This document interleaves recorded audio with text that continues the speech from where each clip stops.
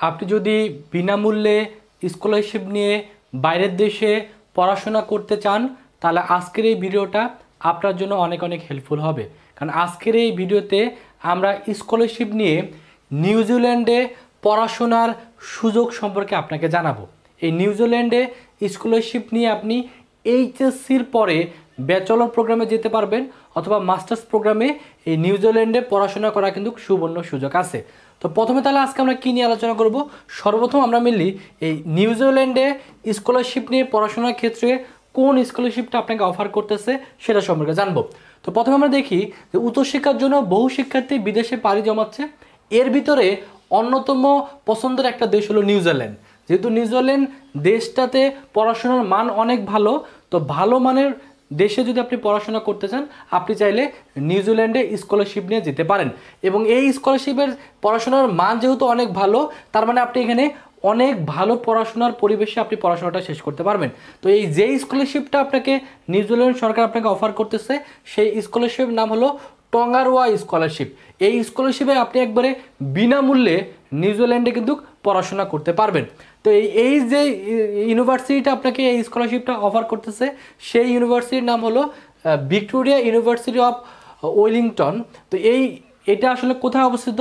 এটা হলো নিউজিল্যান্ডের রাজধানী ওয়েলিংটনে 1897 সালে এই ইউনিভার্সিটিটা কিন্তু প্রতিষ্ঠিত। এবং এই ইউনিভার্সিটির বয়স কিন্তু অনেক, প্রায় 125 বছরের পুরনো এই বিশ্ববিদ্যালয়ে টোটাল প্রায় 3টে ক্যাম্পাস আছে। তার মানে এই যে ইউনিভার্সিটিটা আছে এই ইউনিভার্সিটিটা কিন্তু পুরা বিশ্বের ভিতরে যে সেরা যে ইউনিভার্সিটিগুলো আছে তার ভিতরে কিন্তু এই ইউনিভার্সিটির নামটা আছে। তার মানে আপনি ওয়ার্ল্ডের র্যাঙ্কিংয়ের ভিতরে যে টপ যে ইউনিভার্সিটিগুলো আছে তার ভিতরে যদি আপনি পড়তে চান তাহলে আপনি স্কলারশিপ নিয়ে আপনি চাইলে এই ইউনিভার্সিটিতে পড়াশোনা করতে পারেন।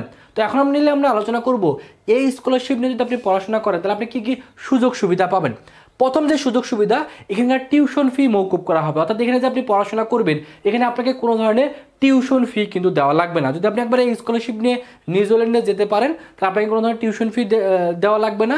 আর আপনি যদি এইচএসসি শেষ করে, অর্থাৎ বাংলাদেশে যদি আপনি এইচএসসি শেষ করে অনার্স প্রোগ্রামে বা ব্যাচেলর প্রোগ্রামে বা স্নাতক করতে যদি আপনি নিউজিল্যান্ডে যান তাহলে আপনাকে নিউজিল্যান্ড সরকার প্রায় 10,000 নিউজিল্যান্ড ডলার আপনাকে দেওয়া হবে, যা বাংলাদেশি মুদ্রায় প্রায় 6,59,240 টাকা কিন্তু আপনাকে এই নিউজিল্যান্ড সরকার আপনাকে দিবে যদি আপনি স্কলারশিপ নিয়ে এই দেশে পড়তে যান।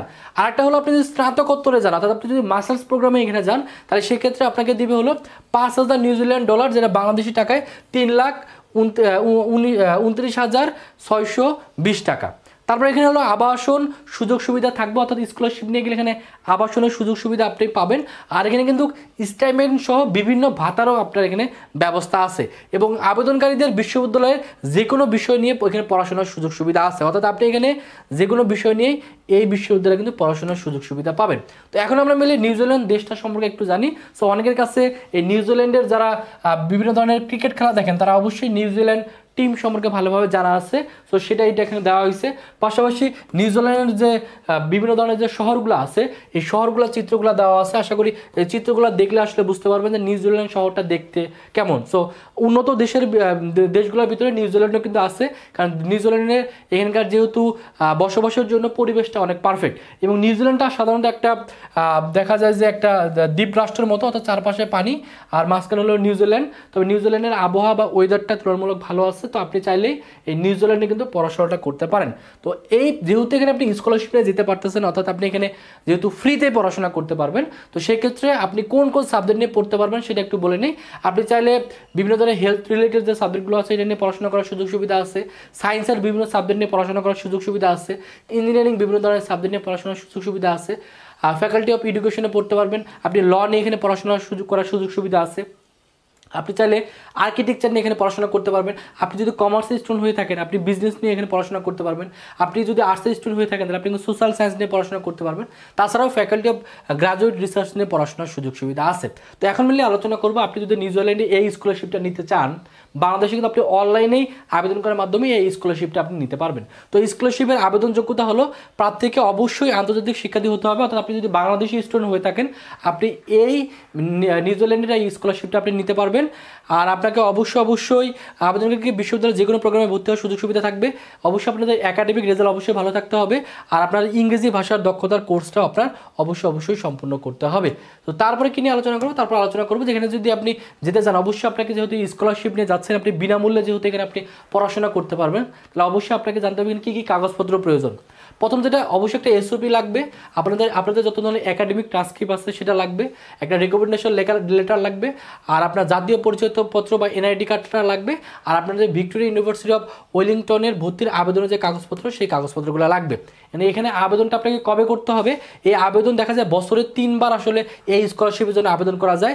প্রথমে হলো আপনাকে অবশ্যই 1 নভেম্বরের আগে আপনাকে আবেদন করতে হবে, অর্থাৎ আবেদন শেষ তারিখ হলো 1 নভেম্বর, আর একটা হলো অর্থাৎ আবেদন শেষ তারিখ হলো 1 মে মাসের 1 তারিখের ভিতরে আপনি আবেদন করতে পারবেন, আর একটা হলো আগস্টের 1 তারিখে আপনি আবেদন করতে পারবেন। এবং আবেদনটা আপনি কোথায় করবেন এ নিয়ে বিস্তারিত এই যে ওয়েবসাইটটা দেওয়া আছে এই ওয়েবসাইটে গেলেই আপনি আবেদন সংক্রান্ত বিস্তারিত তথ্য কিন্তু আপনি পেয়ে যাবেন। এর জন্য এই ওয়েবসাইটে যে আপনি চেক করে দেখতে পারেন যে কবে আবেদন হচ্ছে বা কোন প্রোগ্রামে আপনি যেতে পারবেন, এই সংক্রান্ত সকল কিছু আপনি যদি এই ওয়েবসাইটের ভিতরে যেয়ে যান তাহলে কিন্তু আপনি পেয়ে যাবেন। তো এই জিনিসগুলো নিয়ে আলোচনা করলাম। তো আশা করি যারা প্রোগ্রাম স্কলারশিপ নিয়ে নিউজিল্যান্ডে যেতে চান তারা অবশ্যই এখন থেকে কাগজপত্র যেগুলো আছে কাগজপত্রগুলো রেডি করেন।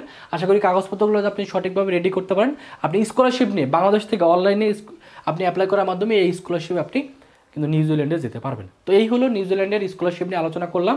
সো ভিডিওগুলো আপনাদের কাছে কেমন লাগতেছে এটা অবশ্যই কমেন্টে জানাই দিবেন, এবং আপনারা আর কোন স্কলারশিপ সম্পর্কে জানতে চান, কোন দেশ সম্পর্কে জানতে চান এটা অবশ্যই ভিডিওর কমেন্ট সেকশনে জানাই দিবেন। আমরা চেষ্টা করব আপনাদের কমেন্ট দেখে পরবর্তী ভিডিও নিয়ে আপনাদের সামনে চলে আসা।